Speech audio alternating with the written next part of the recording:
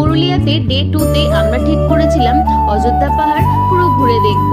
তাই খুব ভোর ভোর উঠে রেডি হয়ে ব্রেকফাস্ট করে আমরা বেরিয়ে গেলাম সারাটা দিন এনজয় করব বলে। প্রথমেই চলে গেছিলাম কেষ্টবাজার ড্যাম। এত বেশি কুয়াশা ছিল তাই ক্লিয়ারলি ভিউ আসেনি। সেকেন্ড গেলাম লহরিয়া শিব মন্দির, আর তারপরে চলে গেছিলাম আপার ড্যামে। লোয়ার ড্যামে নামতে দেয় না, কিন্তু আপার ড্যামটা খুব সুন্দর, আর এখানে একটু আলু কাবলি মাখাও খেয়েছি। তারপর রাস্তায় যেতে যেতে এত সুন্দর সর্ষে ক্ষেত দেখে আর একটাও ছবি তুলবো না সেটা আবার হয় নাকি। নেক্সট চলে গেলাম মুরগুমা ড্যাম। পুরো এই লেকটা চারপাশে পাহাড়ে ঘেরা, এত সুন্দর। আর সব থেকে ভালো তো আমার এই জায়গাটা লেগেছে, এটা হচ্ছে মার্বেল লেক, জাস্ট অসাধারণ। আর সন্ধেবেলা আমরা গেছিলাম চরিদা মুখোশ গ্রামে।